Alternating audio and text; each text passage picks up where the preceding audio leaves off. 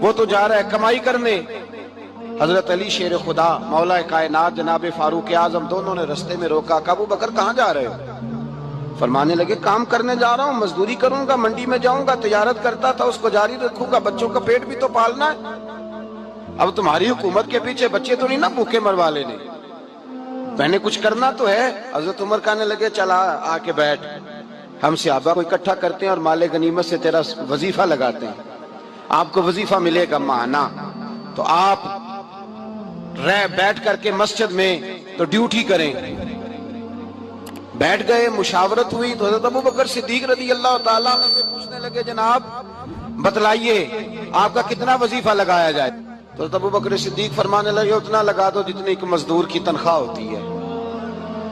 تو ایک صحابی بول کے بڑے میٹھے اور دھیمے لہجے میں کہنے لگے ابو بکر اگر تیرا گزارا نہ ہوا تو، اگر تیرا گزارا نہ ہوا تو حضرت ابو بکر صدیق فرمانے لگے اگر میرا گزارا نہ ہوا تو میں مزدوروں کی تنخواہوں میں اضافہ کر دوں گا، اگر مزدوروں کے گھر جلنے لگیں گے تو میرا بھی چلے گا، میں ان کی تنخواہیں بڑھاؤں گا صرف اپنی۔ حضرت ابو بکر صدیق رضی اللہ تعالیٰ عنہ ان لوگوں میں سے تھے جو زمانے کی نبض دیکھ کر یا زمانے کے حالات دیکھ کر فیصلہ نہیں کرتے تھے۔ کچھ لوگوں کا مزاج ہوتا ہے وہ کسی جگہ رش دیکھتے ہیں یا حالات دیکھتے ہیں تو اس طرح کی بات کرنی شروع کر دیتے ہیں۔ حضرت ابو بکر صدیق رضی اللہ تعالیٰ عنہ اپنے قبیلے کے سردار تھے، تجارت کرتے تھے اور وسیع آپ کا حلقہ احباب تھا، اور حلقہ احباب میں امیر لوگ تھے، جس طرح کا انسان خود ہوتا ہے اس طرح کی اس کی دوستی ہوتی ہے۔ آپ کے دوستوں میں شامل ہے حضرت عثمان غنی، آپ کا قریبی دوستانہ تھا حضرت عبد الرحمن ابن عوف سے جو صحابہ میں سب سے زیادہ امیر ہے۔ آپ کے قریبی دوست تھے حضرت سعید بن زید، یہ آپ کے قریب کے لوگ تھے، حضرت طلحہ بن عبید اللہ۔ حضرت صدیق اکبر معاشرے کے اندر ایک نہایت سنجیدہ، سمجھدار، معاملہ فہم اور مدبر شمار کیے جاتے تھے، ایسا نہیں کہ کوئی جذباتی فیصلہ کرنے والا آدمی۔ حضرت صدیق اکبر نے نبی کریم صلی اللہ تعالیٰ علیہ وسلم کے اعلان نبوت فرماتے ہی لوگوں کا رد عمل بھی دیکھ لیا تھا، فوری طور پر لوگ رائے کیا دے رہے ہیں وہ بھی دیکھ لیا تھا۔ ہمارے ہاں بہت سارے لوگوں کی ضمیر کی آنکھیں کھل جاتی ہیں، شعور کی نہیں کھولتے، سلا دیتے ہیں، کہتے ہیں ابھی حالات ٹھیک نہیں، حالانکہ ضمیر جاگ جاتا ہے، آنکھیں نہیں کھولتے۔ حضرت صدیق اکبر کو جب پتہ چل گیا محبوب سچے ہیں تو پھر انہوں نے امت کو یہ اپنے عمل سے پیغام دیا ہے کہ ایمان، عشق، محبت، غلامی یہ جمہوری نہیں ہوتی کہ سارے کریں گے تو پھر میں کروں گا۔ جب ان کی آنکھیں دل کی کھل گئیں تو ضمیر کی بھی کھولی، اور پھر لوگوں کو نہیں دیکھا وہ کلمہ پڑھ رہے ہیں کہ نہیں پڑھ رہے، وہ فوراً کلمہ پڑھ کے مسلمان ہو گئے۔ زندگی میں شعوری فیصلے کریں اور جلدی کریں، یہ حضرت صدیق اکبر کی زندگی کا پہلا سبق ہے۔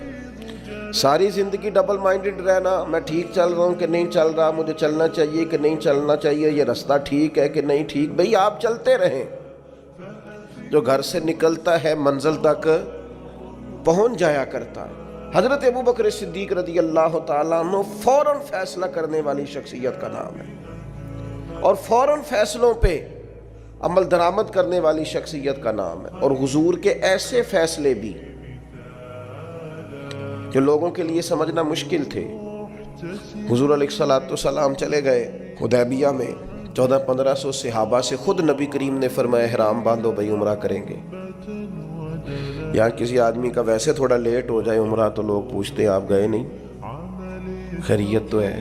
تو نبی کریم 1400-1500 لوگوں کو لے کر گئے، اور جب مقام حدیبیہ پر پہنچے تو کفار نے روک لیا، انہوں نے کہا ہم نہیں جانے دیں گے آپ کو۔ وہاں صلح لکھی گئی، شرائط طے ہوئی، ان میں ایک شرط یہ تھی کہ اس سال آپ واپس جائیں گے، اگلے سال آئیں گے، بندھے ہوئے احرام کھولیں گے۔ کون؟ جو کعبے کے مالک اور وارث ہیں، خود نبی پاک علیہ السلام۔ آپ واپس جائیں، حضور نے شرط مان لی۔ پھر شرط انہوں نے رکھ دی ایک نئی، کہا جو بندہ مسلمان مکے سے مدینے جائے گا مدینے والے پناہ نہیں دیں گے، واپس بھیج دیں گے۔ کہ مدینے کا شخص مکے گیا تو مکے والے واپس نہیں بھیجیں گے، شرط برابر کی نہیں، پر حضور نے فرمایا مان لو، لکھو۔ بڑا مشکل کام ہے اس طرح کی باتیں کرنا، یہ تو دب کے صلح ہو رہی ہے۔ اب ایک اور شرط، جب شرطیں لکھی جا رہی تھی تو ایک اور شرط، حضرت مولا علی شیر خدا مولا کائنات رضی اللہ تعالیٰ عنہ کے ہاتھ میں قلم تھا، وہ لکھ رہے تھے۔ جب شرطیں لکھنے لگے تو انہوں نے لکھا محمد رسول اللہ صلی اللہ تعالیٰ علیہ وسلم اور قریش مکہ کے مابین معاہدہ، اس پر بھی کفار بولے، انہوں نے کہا یہ بھی ہمیں قبول نہیں، آپ محمد ابن عبداللہ لکھیں، محمد رسول اللہ نہیں، محمد ابن عبداللہ لکھیں۔ یہی تو ہمارا آپ سے مسئلہ ہے معاذ اللہ، اگر ہم آپ کو رسول اللہ مان جائیں تو لائی کس بات کی؟ آپ کاٹیے۔ حضور کا حکم ماننا بڑا ضروری ہے۔ نبی پاک نے فرمایا حضرت علی سے یہ رسول اللہ کاٹ دو۔ مولا علی قلم چھوڑ کے پیچھے کھڑے ہو گئے، پھر فرمایا اسے کاٹ دو، پھر پیچھے کھڑے ہو، کاٹ دو۔ شیر تھے، شیر اور دلیر لوگوں کی آنکھوں میں آنسو کم آتے ہیں۔ تیسری دفعہ کریم نے فرمایا علی میں نے کہا ہے کاٹ دو، ہاتھ باندھ لیے، کہا حضور نہیں کاٹنا تھا۔ غلام فریدہ میں ساری تیری، تینوں اجے یقین نہیں آیا، کاٹ دو اس کو۔ تو مولا کائنات نے، اب حضور نے یہ نہیں فرمایا لکھنا آتا ہے تو کاٹنا کیوں نہیں آتا، یہ نہیں فرمایا، حضور نہیں کاٹا جاتا۔ فرمایا چل پھر اس طرح کر، تو پیچھے ہٹ۔ اللہ کے محبوب نے خود وہاں سے رسول اللہ کاٹ کے محمد ابن، اتنی سخت شرطیں، اتنی سخت شرطیں۔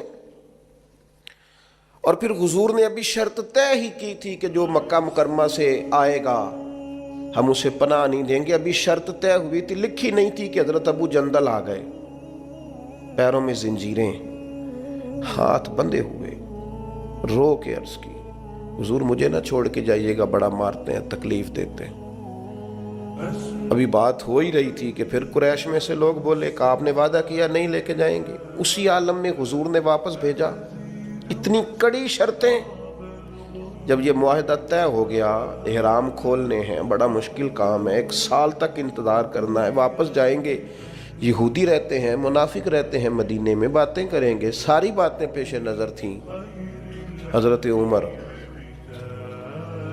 جذبہ جہاد سے سرشار، صحیح بخاری میں موجود ہے، نبی کریم کے حضور حاضر ہوئے، عرض کی حضور آپ بھی سچے، قرآن بھی سچا، اسلام بھی سچا، ہم دب کے صلح کیوں کر رہے ہیں؟ آپ ہمیں اجازت دیں، نمٹ لیتے ہیں ان سے۔ نبی پاک علیہ الصلوۃ والسلام نے کیا فرمایا؟ فرمایا عمر میں اللہ کا رسول ہوں، میں مرضی سے فیصلے نہیں کرتا، وہی کہتا ہوں جو میرا رب حکم ارشاد فرماتا ہے۔ حضرت عمر عرض کرنے لگے یا رسول اللہ آپ نے فرمایا نہیں تھا کہ عمرہ کریں گے، احرام باندھو؟ تو حضور فرمانے لگے کہا تھا عمرہ کریں گے، یہ تھوڑی کہا تھا اسی سال ہی کریں گے، کریں گے نا عمرہ، ہوگا عمرہ۔ حضرت فاروق اعظم کہتے ہیں میں حضور کی بارگاہ سے نکل آیا، لیکن وہ کافروں نے نبی پاک کو ان سخت شرائط میں منایا تھا، تو مجھے جذبہ جہاد، ولولہ، دبدبا اور مزاج کے اندر وہ جو بار بار میرے چیز پیدا ہو رہی تھی کہ ہم 313 تھے تو ان کے چھکے چھڑا دیے، اب تو ہم ہزاروں میں ہیں، کریم حکم تو کریں۔ فرماتے میں وہاں سے تھوڑا پیچھے گیا تو حضرت ابو بکر صدیق موجود تھے۔ میں نے کہا ابو بکر حضور بھی سچے، وہی باتیں جو حضور سے کی تھی، ابو بکر صدیق نبی پاک بھی سچے، قرآن بھی سچا، اسلام بھی سچا، تو ہم دب کے صلح کیوں کریں؟ تو فرماتے ہیں کہ حضرت صدیق اکبر نے مجھے ایسے مزاج شناسہ ہیں نبی پاک کے، وہی جواب دیا جو حضور نے دیا تھا، کہنے لگے عمر تجھے تیری ماں روئے، وہ اللہ کے رسول ہیں، وہ مرضی سے فیصلہ نہیں کرتے، وہی فرماتے ہیں جو رب انہیں حکم ارشاد فرماتا ہے۔ وہی بات حضرت صدیق نے کر دی، تو ارشاد فرمانے لگے، میں نے فوراً پھر وہی جملہ دہرایا جو حضور کے سامنے، میں نے کہا ابو بکر کریم نے فرمایا نہیں تھا عمرہ کریں گے، احرام باندھو؟ تو حضرت صدیق اکبر کہنے لگے کہا تھا محبوب نے، فرمایا تھا، پر یہ تو نہیں نہ فرمایا تھا کہ اسی سال ہی کریں گے۔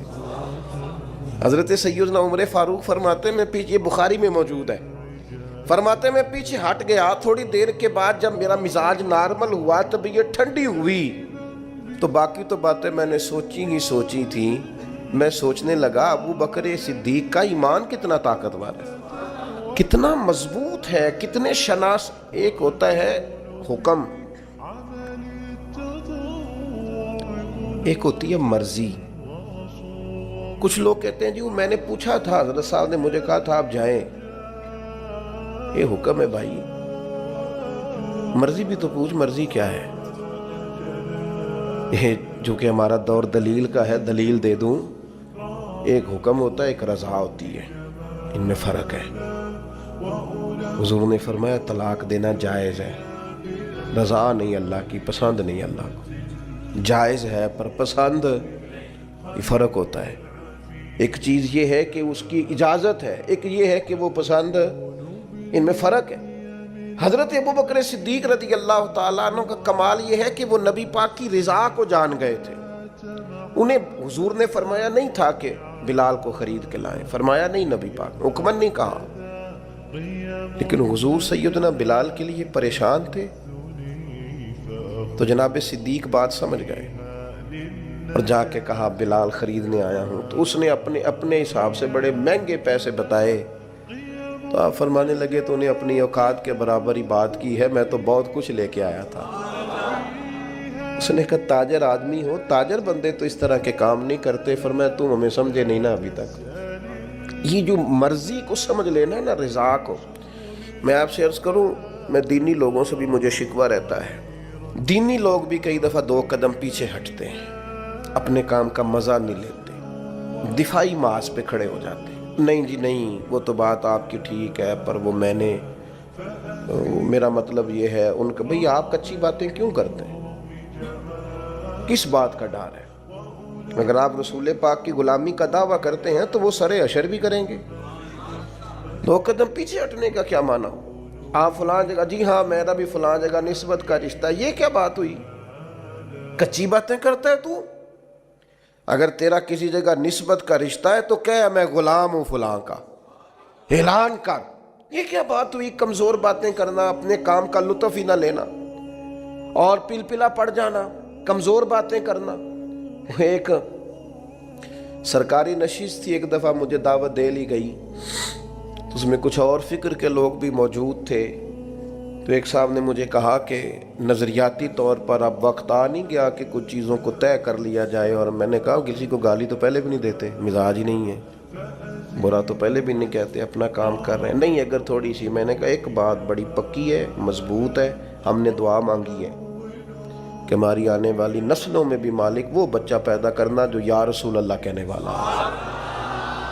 میں وہ سنی ہوں جمیل قادری مرنے کے بعد، میرا لاشا بھی کہے گا صلاۃ و نظریاتی کمزوری کوئی نہیں، کچی باتوں کا قیامت۔ داتا صاحب جاتے ہیں تو میرے بھائی ہم ڈٹ کے جاتے ہیں، خواجہ اجمیر کے ہاں جاتے ہیں تو اللہ کے فضل سے ڈٹ کے جاتے ہیں، غوث اعظم جیلانی کو مرشد مانتے ہیں تو دعویٰ یہ ہے کہ خدا کے فضل سے ہم پر ہے سایہ غوث اعظم کا، اور ہمیں دونوں جہاں میں ہے سہارا غوث اعظم۔ کمزور نہیں، اپنی زندگی کو نظریاتی بنائیں، اپنی زندگی میں کچھ چیزوں کو طے کریں، اور اس رنگ میں نہ پوری طرح، یعنی کوئی دیکھ کے پوچھ لے آپ سے کہ آپ فلاں کے شاگرد ہیں، کوئی آپ کی بات سن کے پوچھ لے فلاں سے بیعت ہیں آپ کی شخصی، یعنی تیری تصویر میں وہ رنگ بھرے ہیں میں نے، لوگ دیکھیں گے تجھے پر پہچانیں گے مجھے۔ انسان کی کیفیات ہوں، یعنی اس کا انداز ہو، اس کا طور طریقہ ہو، لوگوں کو پتہ چلے کہ اس کی نسبت کس جگہ پہ، کمزور کچی باتیں نہیں۔ عیسائی اس طرح کرتے تھے کہ ان کے ہاں جب کوئی بچہ پیدا ہوتا نا تو بچے کو نا برتن میں زرد رنگ پانی میں ڈال کے نا تو بچے کے اوپر ڈالتے، کہتے اب یہ عیسائی ہو گیا، ہم نے اسے زرد رنگ چڑھا دیا۔ تو بعض لوگوں نے نا مسلمانوں سے پوچھا، اور میرا خیال یہ ہے کہ اس طرح کے سوالات اکثر عورتوں سے کرتی ہیں، تمہارا کون سا رنگ ہے؟ عیسائی رنگ ڈالتے تھے اپنے بچوں کو زرد رنگ، اب یہ پکا عیسائی ہو گیا ہے۔ تو رب کریم نے فرمایا ان سے کہو صبغۃ اللہ، ہم نے اللہ کا رنگ اوڑا ہے۔ یہ قرآن مجید کی آیت جو میں نے تلاوت کی، مسلمان کا رنگ کیا ہے؟ صبغۃ اللہ، ہم نے اللہ کا رنگ لیا ہے۔ ومن احسن من اللہ صبغہ، اور ان سے پوچھو اللہ کے رنگ سے سونا رنگ بھی کسی کا ہو سکتا ہے؟ یہ مسلمانوں پر جو رنگ ہے یہ اللہ، اور پوری طرح رنگ گئے اس میں۔ کون کون رنگے؟ تمام صحابہ، تمام اہل بیت، اس کے بعد اولیاء، صوفیاء، اتقیاء، علماء، مفسرین، محدثین۔ تاریخ انسانیت میں بڑے لوگ آئے جو صبغت اللہ، اللہ کے رنگ میں رنگ گئے۔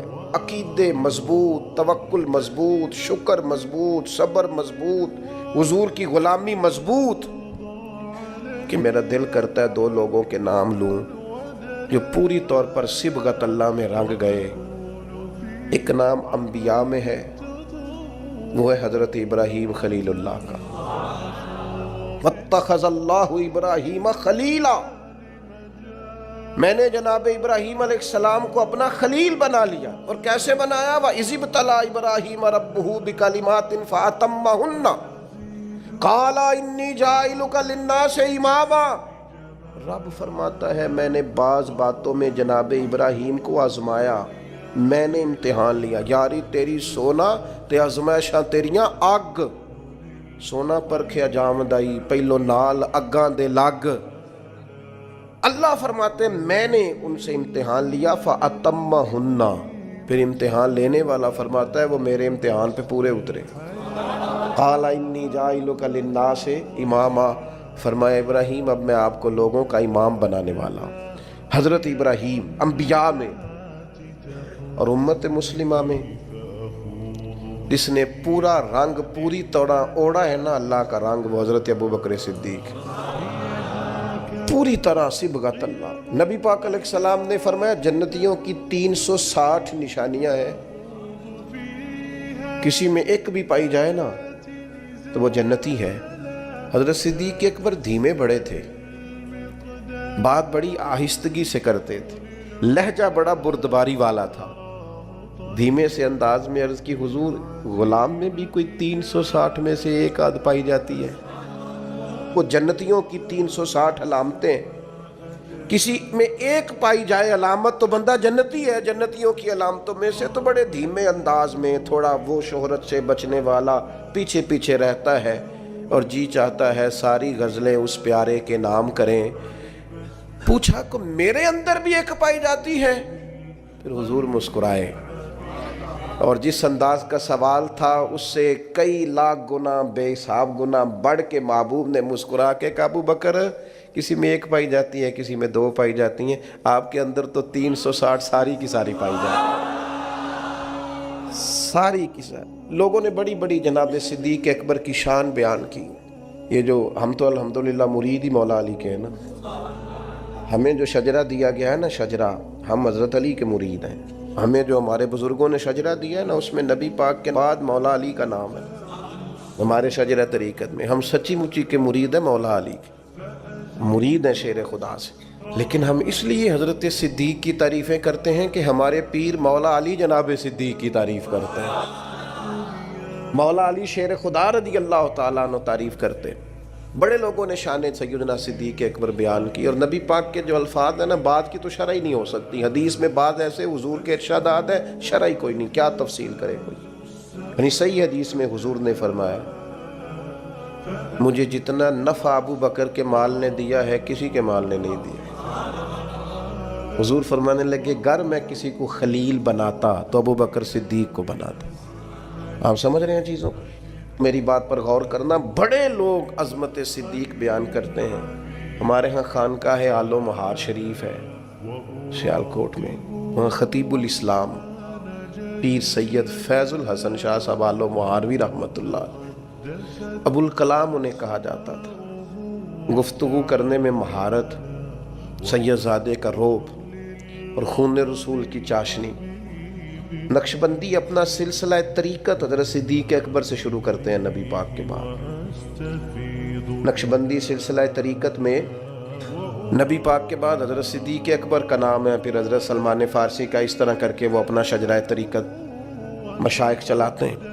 حضرت پیر فیض الحسن شاہ صاحب رحمۃ اللہ علیہ چونکہ چورا شریف سے وابستہ تھے، نقشبندی سلسلے میں مرید تھے، ایک بات کرتے تھے تو وہ جن سے میں نے سنی انہوں نے بھی بڑے والہانہ انداز میں سنائی. کہنے لگے بات کرتے تھے جان نکال لیتے تھے. کہتے تھے لوگوں سنو میں سید ہوں, میری آنکھ دیکھو سچا سید ہوں. فرماتے تھے میری طرف دیکھو میں نے کچھ 4 کتابیں پڑھی ہیں, پڑھا لکھا سید ہوں. اور پھر بات کرتے تو بات میں اور وزن پیدا کرتے. کہتے اگر مجھے کہو تو میں اپنے سے لے کر مولا علی تک اپنا سارا شجرہ نسب بیان کروں.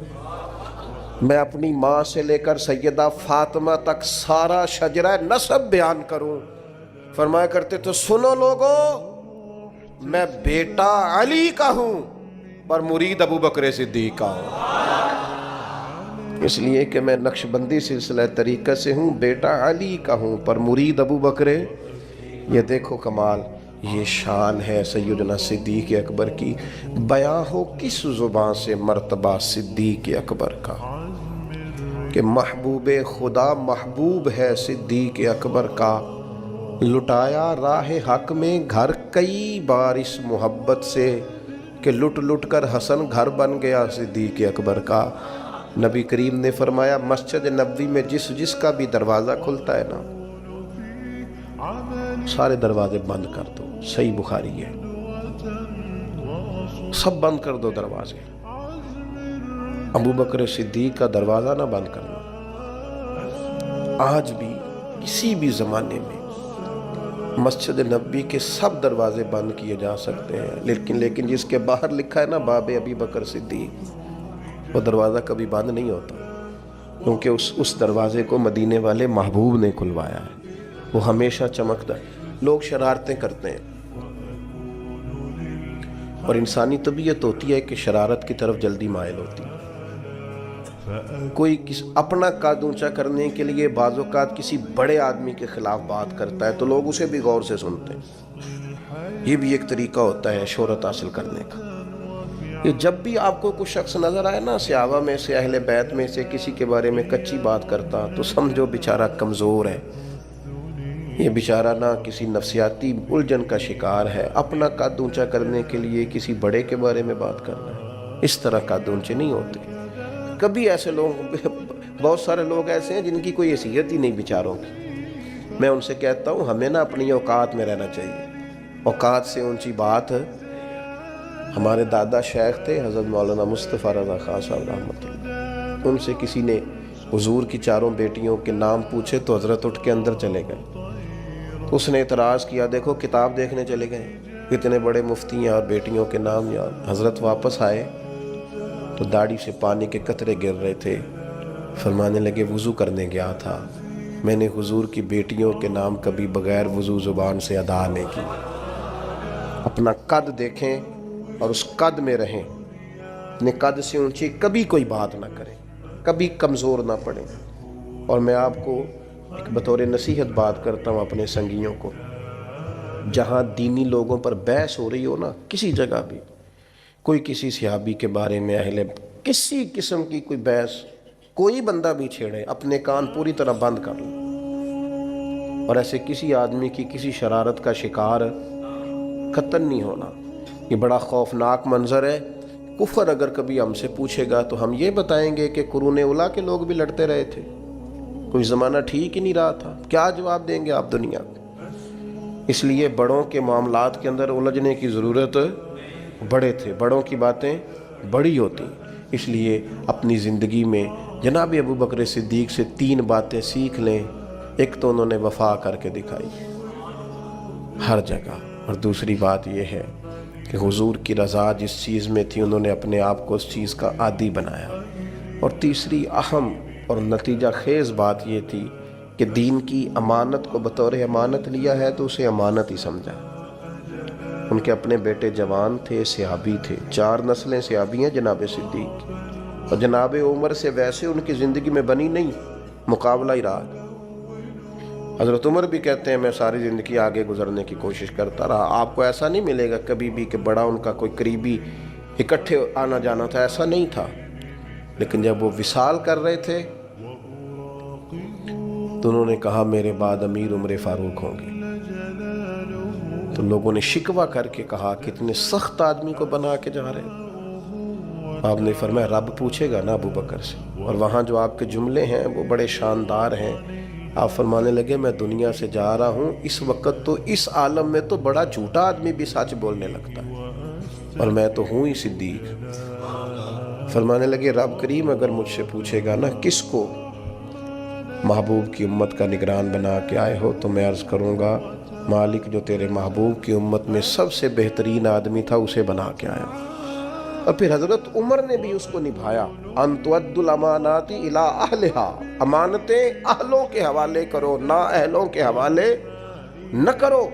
حضرت عمر رضی اللہ تعالیٰ عنہ سے کہا گیا آپ کا اپنا بیٹا بھی تو نیک ہے نا، اسے بنا دیں۔ آپ فرمانے لگے بنانے کی بات دور کی رہی، میرا بیٹا خلافت کے مشورے میں بھی شامل نہیں ہو۔ حالانکہ حضور نے فرمایا تھا ان کے بیٹے کے لیے راجل صالح، تیرا بیٹا نیک آدمی، تو میں مشورے میں بھی شامل کیوں؟ اور میں اس نے تو ایام طہر میں اپنی بیوی کو طلاق دے دی تھی، جسے بیوی کو طلاق دینے کا طریقہ نہیں آتا اسے مسلمانوں کا نگران بنا دو۔ لیکن تاریخ لکھنے والے اور قوموں کے حالات قلم بند کرنے والے اور لوگوں کو ادب کا، عشق کا، وفا کا پیغام دینے والے جب بھی قلم اٹھاتے ہیں نا اور وفا کی وہ حد تک جانے لگتے ہیں تو انہیں سب سے پہلے جو نام نظر آتا ہے وہ حضرت ابو بکر صدیق کا ہے۔ وفا بھی ختم ہے، ادب بھی ختم ہے، عشق بھی ختم ہے۔ کوئی دنیا کی تاریخ جس میں ادب لکھا جائے گا وہ محتاج رہے گی کہ اسے خیرات صرف حضرت صدیق اکبر کے دروازے سے ملے گی۔ وفاداری ہو، ادب ہو، عشق ہو، جانثاری ہو۔ یہ لوگ بڑا کچھ دیکھ داکھ کے چلتے ہیں، لیکن اقبال جیسے لوگ کہنے لگے جس بندے نے ختم کر دی ہے نا بات، ختم بس کر دی کہ اس سے آگے ہماری کائنات ختم ہو جاتی ہے، بس وہ جناب صدیق اکبر کی ذات ہے۔ انہوں نے لوگوں کو بتایا کہ ہماری دنیا شروع بھی مدینے والے محبوب کے قدموں سے ہوتی ہے اور ختم بھی مدینے والے محبوب کے قدموں میں۔ صدیق کے لیے ہے خدا کا رسول اور بس، ختم ہو گئی بات۔ تو حضرت ابو بکر صدیق رضی اللہ تعالیٰ عنہ کی زندگی کو پڑھنا، ان کے احوال کو جاننا، ادب والے لوگوں کے لیے، عشق والے لوگوں کے لیے، اتباع والے لوگوں کے لیے، سید عالم میرے پیارے حبیب صلی اللہ علیہ وسلم کے نقش قدم چلنے والے لوگوں کے لیے بڑا ہی ضروری ہے۔ وہ جتنی دیر تک حضرت صدیق اکبر رضی اللہ تعالیٰ عنہ کو پڑھیں گے نہیں، سمجھیں گے نہیں، اتنی دیر تک پتہ نہیں چلے گا کہ حضور کا ادب کیسے کرنا ہے، حضور کی اتباع کیسے کرنی اور محبوب سے محبت کیسے کرنی۔ یہ ضروری کام ہے۔ قرآن مجید فرقان حمید میں اللہ کریم نے ارشاد فرمایا، سورہ لقمان کے اندر فرمایا وَاتَّبِعْ سَبِيلَ مَنْ أَنَابَ إِلَيَّ، فرمایا کہ اس کے رستے پہ چلو، اس کی راہ پہ چلو جو میری طرف رجوع لایا ہے، جس نے میری طرف رجوع کیا اس کے پیچھے چلو۔ علامہ سید محمود آلوسی رحمۃ اللہ علیہ صاحب تفسیر روح المعانی فرماتے ہیں کہ یہ آیت تب نازل ہوئی تھی جب جناب صدیق اکبر نے کلمہ پڑھا تھا۔ آدمی جس لیول کا ہوتا ہے اس کی دوستیاں بھی اسی طرح کی ہوتی ہیں، اور جب کوئی بڑا آدمی کسی دینی، اسلامی، روحانی زندگی کو اپناتا ہے تو اس کے پیچھے چلنے والے بھی وہ زندگی اپنا لیتے ہیں۔ اسی لیے کہا گیا کہ لوگ اپنے سرداروں کے مذہب پہ ہوتے ہیں۔ حضرت سیدنا ابو بکر صدیق رضی اللہ تعالیٰ عنہ نے کلمہ پڑھا تو صاحب تفسیر روح المعانی ارشاد فرماتے ہیں کہ یہ بڑے گہرے دوست تھے حضرت ابو بکر صدیق کے، جو تاجر تھے نا بڑے بڑے مکے کے، چونکہ جناب صدیق اکبر بھی تاجر تھے، جو تاجر سارے دوست تھے حضرت صدیق اکبر کے۔ کون کون؟ حضرت سیدنا عبد الرحمن ابن عوف رضی اللہ تعالیٰ عنہ، حضرت عثمان غنی رضی اللہ تعالیٰ عنہ، حضرت زبیر بن عوام رضی اللہ تعالیٰ عنہ، حضرت طلحہ بن عبید اللہ رضی اللہ تعالیٰ عنہ۔ یہ سارے لوگ حضرت صدیق اکبر رضی اللہ تعالیٰ عنہ کے دوست تھے۔ حضرت سعید بن زید رضی اللہ تعالیٰ عنہ، یہ سارے لوگ تاجر تھے۔ تو جب پتہ چلا نا کہ ایک بڑے تاجر نے، حضرت ابو بکر صدیق رضی اللہ تعالیٰ عنہ نے کلمہ پڑھ لیا ہے، تو یہ خبر جنگل کی آگ کی طرح پھیل گئی، ہر آدمی تک بات پہنچ گئی، ہر شخص نے اس بات کو سن لیا۔ اب وہ سارے لوگ تصدیق کرنے کے لیے کہ یار بڑا سیانہ بندہ ہے، بڑا سمجھدار آدمی ہے، تاجروں میں اس کا بڑا نام ہے، کاروباری لوگ اسے بڑے قریب سے جانتے ہیں، تو وہ تصدیق کرنے کے لیے سارے لوگ جناب صدیق اکبر کے پاس آئے۔ حضرت صدیق اکبر سے تصدیق اس طرح کی سنی اس طرح کی تصدیق سنی، اس طرح کی تصدیق سنی کہ پھر سارے ہی مدینے والے محبوب کا کلمہ پڑھ گئے، حضور کا کلمہ پڑھ گئے، بس تصدیق کرنے آئے حضور سے۔ اور نبی پاک صلی اللہ تعالیٰ تیریاں ویکھ کے اداواں تے میں مرید ہی ہو گئی۔ پھر وہ سارے حضور سید عالم آئے تھے تصدیق کرنے۔ سودا لینے کے لیے بازار گئے ہم، پر ہاتھ اس کے بکے جس کے خریدار گئے ہم۔ تو وہ نا حضور کی غلامی میں آ گئے۔ تو سمجھ لیں اس بات کو اور اس پر غور کر لیں کہ نبی پاک علیہ الصلاۃ والسلام کے اس غلام کا یہ حال ہے کہ یہ کلمہ پڑھیں تو مکے کے بڑے بڑے تاجروں میں انقلاب برپا کر دیں۔ اتنا اثر ہوا باقی لوگوں پہ کہ وہ تصدیق کرنے آئے تھے، تصدیق کرنے، اور ایسی تصدیق انہوں نے کی، ایسی تصدیق کی کہ پھر ساری زندگی مدینے والے محبوب کے گن گا کے گزار دی۔ ساری زندگی حضور سید عالم صلی اللہ علیہ وسلم۔ حضرت ابوبکر صدیق رضی اللہ تعالیٰ عنہ نے اپنی مقدس زندگی کے اندر نبی کریم صلی اللہ علیہ وسلم کی بارگاہ میں وقت گزارا۔ آپ مختلف مقامات پر قرآن مجید کو دیکھیں گے تو حضرت صدیق اکبر رضی اللہ تعالیٰ عنہ کی مختلف شانیں آپ کو قرآن حکیم میں نظر آئیں گی۔ اللہ کریم نے قرآن مجید میں ارشاد فرمایا سورہ بقرہ میں کہ الذین ينفقون اموالهم باللیل والنہار سرا وعلانیہ، فرمایا کچھ لوگ ایسے ہیں جو اللہ کے راستے میں خرچ کرتے ہیں، اعلانیہ بھی اور چھپا کر بھی۔ اور وہ کس طرح خرچ کرتے ہیں؟ رات کو بھی خرچ کرتے ہیں اور دن کو بھی خرچ کرتے ہیں، اعلانیہ بھی، چھپا کے بھی، دن کو بھی، رات کو بھی۔ تو یا اللہ ملے گا کیا؟ فرمایا فَلَهُمْ أَجْرُهُمْ عِنْدَ رَبِّهِمْ، ان کا اجر ان کے رب کے پاس ہے، وہ اللہ کے پاس ہے اور راز ہے، ان کا اجر ان کے رب کے پاس ہے، ان پر نہ کوئی خوف ہوگا نہ وہ غمگین ہوں گے۔ یہ وہ لوگ ہیں جو رات کو بھی خرچ کرتے ہیں، دن کو بھی خرچ کرتے ہیں، اعلانیہ بھی خرچ کرتے ہیں، چھپا کے بھی خرچ کرتے ہیں۔ تفسیر روح المعانی ہی کو آپ دیکھ لیں تو علامہ سید محمود آلوسی اندلسی رحمۃ اللہ علیہ فرماتے ہیں کہ حضرت صدیق اکبر کا ایک دفعہ خرچ تو ہمیشہ کرتے رہتے تھے، ایک دفعہ ارادہ بن گیا، اس آیت کے شان نزول میں لکھتے ہیں ایک دفعہ ارادہ بن گیا کہ میں نے 40,000 دینار خرچ کرنے اللہ کی بارگاہ، اور کرنے اس طرح ہے کہ دن کو بھی خرچ کرنے، اور اگر کوئی آدمی رات کو لینا چاہے تو اسے یہ نہ محسوس ہو کہ یہ تو صرف اجالے میں دینے والے ہیں، اگر کوئی رات کی تنہائی میں لینے آئے گا تو اسے بھی دیں گے، خرچ کریں گے اللہ کے راستے میں۔ اور 10,000 دینار، 40,000 کل دینے تھے، 10 خرچ کیے دن کو، 10 خرچ کیے رات کو، 10 اس وقت خرچ کیے جب ساری دنیا اعلان ہوتا ہے نا چندے کا تو سارے دے رہے ہوتے ہیں، 10 اس وقت خرچ کر دیا 10,000 دینار، اور پھر 10 چھپا کے خرچ کیا، 10 چھپا کے بھی خرچ کیا، یعنی اس وقت بیچ مجمع کے بھی دینا بعضوں کا بہتر ہوتا ہے کہ دوسروں کو بھی رغبت ہوتی ہے، کیونکہ ایک بندہ اگر کہیں خرچ کرتا ہے تو پھر دوسرے بھی دیکھ کے خرچ کرتے ہیں، تو جب سب دے رہے تھے تب بھی دیا، اور جب کوئی نہیں دے رہا تھا تو تب بھی دیا، اور دن کو بھی دیا اور رات کو بھی دیا، تو رب کریم نے پھر اس کا ذکر قرآن مجید میں فرما دیا۔ تو حضرت ابوبکر صدیق رضی اللہ تعالیٰ عنہ کی حیات مبارکہ کو آپ پڑھیں، اس پر آپ غور کریں، ایک مقام نہیں درجنوں مقامات آپ کو ایسے ملیں گے۔ اسی طرح امام فخر الدین رازی رحمۃ اللہ علیہ تفسیر کبیر میں فرماتے ہیں کہ یہ جو آیت ہے نا ان الذین قالوا ربنا اللہ ثم استقاموا تتنزل علیہم الملائکہ، بے شک وہ لوگ جنہوں نے کہا کہ ہمارا رب اللہ ہے پھر وہ اس پر قائم ہو گئے تو ان پر فرشتے اترتے ہیں، اور فرشتے کیا کہتے ہیں؟ اللہ تخافوا ولا تحزنوا، خبردار خوف نہ کرو، غم نہ کھاؤ، وَأَبْشِرُوا بِالْجَنَّةِ الَّتِي كُنْتُمْ تُوعَدُونَ، اور خوش ہو جاؤ اس جنت پر، تمہیں خوشخبری دینے آئے ہیں اس جنت کی جس کا رب نے تمہارے ساتھ وعدہ کیا ہے۔ تو امام راضی کہتے ہیں یہ جو کہا نا کہ وہ لوگ جنہوں نے کہا اللہ ہمارا رب ہے پھر وہ ڈٹ گئے، پھر ان پر فرشتے اترے اور فرشتے خوشخبری دینے کے لیے اترے، فرمایا یہ بھی حضرت ابوبکر صدیق کی شان میں نازل ہوئی ہے۔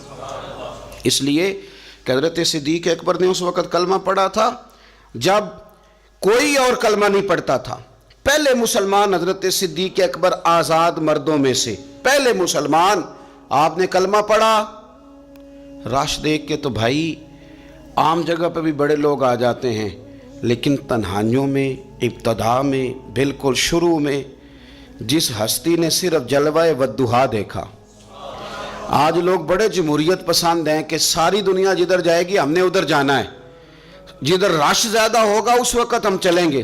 لیکن حضرت ابوبکر صدیق رضی اللہ تعالیٰ عنہ اس وقت کلمہ پڑھا جب اسلام پر تنہائیاں تھیں، غربتوں کا دور تھا. انہوں نے یہ نہیں دیکھا کہ ساری دنیا کدھر ہے، انہوں نے یہ دیکھا کہ میرے محبوب کی رضا کدھر ہے. اور پھر اس پر انہوں نے تکلیفیں برداشت کیں. تکلیفیں پلیٹ میں رکھ کے نہیں غلامی مل جایا کرتی، تکلیفیں برداشت کی، مار بھی کھائی، مال بھی دیا، تکلیف بھی سہی، تانے بھی سہے، باتیں بھی سنی.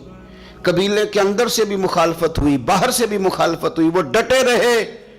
تو آپ فرماتے جب یہ ڈٹ گئے نا تو پھر میں نے بھی ان کی مدد کے لیے فرشتے نازل کر دیے. پھر اللہ تبارک و تعالیٰ نے انہیں کوئی لاوارث نہیں چھوڑا، پھر ان کی مدد اللہ نے اپنے فضل سے فرمائی. تو حضرت صدیق اکبر رضی اللہ تعالیٰ عنہ کی مقدس حیات مبارکہ، اس پر بے شمار فضائل میں آپ کو احادیث ملیں گی، بے شمار آپ کو آیات بینات ملیں گی. سمجھنے کی چیز یہ ہے کہ ان کی زندگی کو دیکھا جائے، پڑھا جائے. میں نے بڑا غور کیا ہے، جتنا کو میرا محدود سا مطالعہ ہے، جتنا کو میں فہم اور علم رکھتا ہوں، میں نے بڑا غور کیا ہے اور بڑی باریکی سے کیا ہے، اور ان کی زندگی کے شب و روز کو بار بار پڑھا ہے.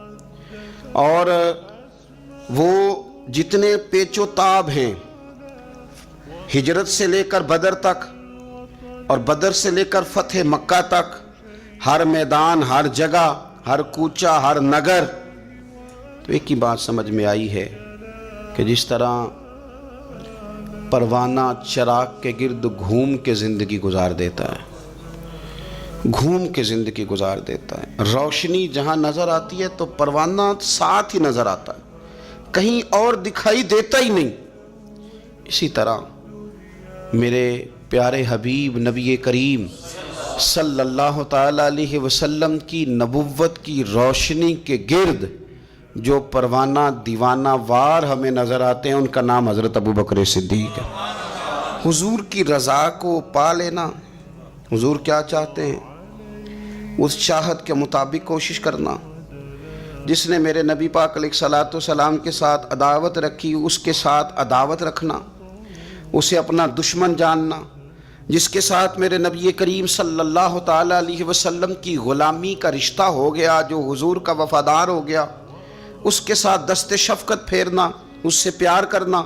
حضور صلی اللہ علیہ وسلم نے خود فرمایا کہ میری امت پر سب سے زیادہ نرمی کرنے والے ابوبکر صدیق ہیں. اس کے ساتھ محبت کرنا، اس کے ساتھ پیار کرنا. اپنی ظاہری زندگی کو، اپنے وجود کو، اپنی خواہشات کو، اپنی اولاد کو، اپنے تعلق کو، سب کو پیچھے رکھ کے سب سے آگے اپنے محبوب کی ذات کو رکھنا. یہ کمال صرف حضرت صدیق اکبر ہی کو حاصل ہے. لوگ عمل کرتے ہیں پر مزیدار نہیں کرتے، چل پڑتے ہیں پر پورا نہیں چلتے، رشتہ بناتے ہیں پر سوچتے ہیں کہ اتنا ہی کافی ہے، اتنی زیادہ وفا اور اتنی زیادہ پیچھے چلنے کی کیا ضرورت ہے. لیکن حضرت ابوبکر صدیق رضی اللہ تعالیٰ نے جو رشتے بنائے، پھر وہ رشتے نبھائے، پھر انہوں نے حضور کی اس غلامی کو نبھا کے دکھایا. کلمہ پڑھا. ہمارے ایک بزرگ فرمایا کرتے تھے ابوبکر نے دوستی لگائی تھی مکے میں اور جوان کرائی بدر و احد خندق میں، اور فرماتے ہیں ساتھ نبھائی ہے قبر میں بھی. پانی پرنا سہیلیاں تے رنگا رنگ کڑے، او بھائی اسی تے پریا اس دا جانیے جس دا توڑ چڑھے. اور بڑی احتیاط کے ساتھ، بڑی احتیاط کے ساتھ، بڑی احتیاط کے ساتھ. اگر انہوں نے کبھی مشورہ بھی دیا نا، ایک جنگ کے موقع پہ حضور نے مشورہ مانگا تو عرض کی حضور آپ جیسے حکم کریں گے ہم ویسے ہی حاضر ہیں. اگر کبھی مشورہ مانگا بھی تو انہوں نے بڑا محتاط ہو کے بڑی احتیاط سے، کوئی زیادہ رائے نہیں، اس لیے کہ جس سے پر اعتماد زیادہ ہوتا ہے اس کی ذمہ داری بھی زیادہ ہوتی، جس سے محبت زیادہ کی جاتی ہے اس کی ڈیوٹی بھی زیادہ ہوتی. سب سیاں رل پانی نو چلیاں، کوئی مڑ سی پر کے، تو جنہاں نے پر کے سیر تے چایا وہ قدم رکھن ڈر ڈر کے. انہیں پتہ تھا مجھ پر اعتماد زیادہ ہے، تو ان کی ذمہ داریاں، اس کا انہیں احساس، وہ ہر جگہ یار بات کو سمجھو نا. اگر مدینے میں کچھ جنازہ ہے تو ابو بکر صدیق اس میں بھی پہلے نظر آتے ہیں. اگر مریض کی عیادت کرنی ہے تو صدیق اکبر اس میں بھی پہلے نظر آتے ہیں. اگر کسی جگہ کسی غریب کی مسکین کی خدمت کرنی ہے تو صدیق اکبر وہاں بھی پہلے نظر آتے ہیں. اور میرے مدینے والے محبوب نماز پڑھانے کے لیے کھڑے ہوتے ہیں تو صف میں بھی پہلے نظر آتے ہیں. انہیں پتہ تھا کہ جنہاں نے پر کے سر تے چایا اور قدم رکھن ڈر ڈر کے بڑی ڈیوٹی کی، بڑی ڈیوٹی، آخر دن تک ڈیوٹی کی اور کھول کے کی. اور حضور سید عالم صلی اللہ تعالیٰ علیہ وسلم کے وصال ظاہری کے بعد بھی حضور کے دین سے، حضور کی اولاد سے، حضور کے صحابہ سے، نبی کریم صلی اللہ تعالیٰ علیہ وسلم کے مشن سے انہوں نے وفاداری والی ڈیوٹی کی. اور ابو بکر صدیق رضی اللہ تعالیٰ عنہ کو جب نور والے کفن میں لوگ تدفین کے لیے اٹھا رہے تھے اور جب ان کی اس وصیت پر عمل کیا جا رہا تھا کہ مجھے نا فوراً نہ میری قبر کھودنا حضور کے ساتھ، پہلے پوچھ لینا، پہلے گواہی لے لینا، پہلے او لے سجنا اساں توڑ نہیں پائی، اساں جان دتی راہ تیرے. حضرت ابو بکر صدیق رضی اللہ تعالیٰ انہوں نے اپنی زندگی وفاداری والی گزاری. دعا کریں ہم نے بھی جہاں لگائی ہے نا ہماری نبھ جائے، ہمارا نہ کسی جگہ کوئی ایسا معاملہ نہ بن جائے، ہم نہ نبھانے کے قابل ہو جائیں، کچھ ایسا نہ ہو جائے کہ جس میں معاملہ تکلیف والا ہو، ہم نہ طے کر جائیں. بڑی بڑی آندھیاں آتی ہیں، بڑے بڑے طوفان اٹھتے ہیں، بڑے بڑے دھوپ چھاؤں کے معاملات ہوتے ہیں. دعا کرو کہ جہاں جہاں ہم پر اعتماد کیا جاتا ہے، پیار کیا جاتا ہے، ہم اسے نبھا سکیں. میرے رسول کریم صلی اللہ تعالیٰ علیہ وآلہ وسلم کے اس غلام نے ڈیوٹی اس ترتیب سے دی کہ مشکات میں حدیث ہے، ذرا انداز دیکھیے گا اس روایت کا. ان کی نیکیاں کس طرح گنی جائیں. یعنی حضرت ابو بکر صدیق رضی اللہ تعالیٰ عنہ کی عظمت شروع کہاں سے کی جائے، اس عظمت کے لیے عنوان کہاں باندھا جائے، ان کی زندگی کا کون سا پہلو ہے جس کا تذکرہ چھیڑا جائے اور ان کی وفا کا ذکر کیا جائے، ان کی اتباع کا ذکر کیا جائے، ان کی غلامی کا ذکر کیا جائے، ان کے فنا فی الرسول صلی اللہ علیہ وسلم ہونے کا ذکر کیا جائے، کہاں سے بات شروع کی جائے.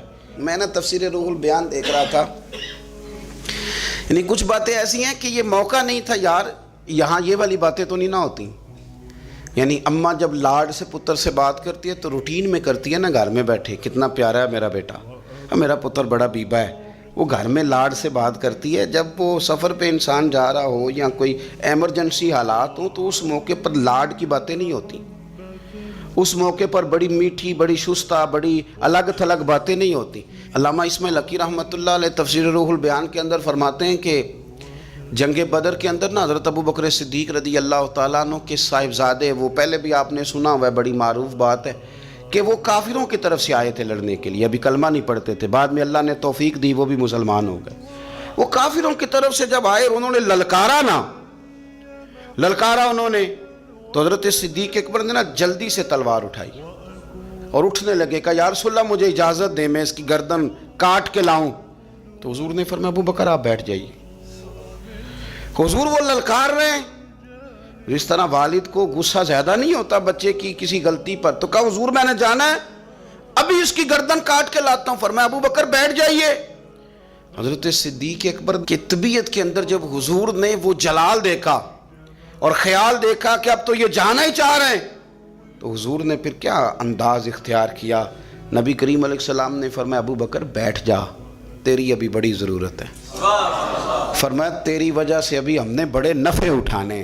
اور پھر حضور نے فرمایا ابو بکر جس طرح میرے لیے میری آنکھیں اور میرے کان ہیں نا، جس طرح میرے لیے میری آنکھیں اور میرے کان ہیں، اسی طرح ابو بکر تو بھی میرے لیے یہی حیثیت رکھتا ہے.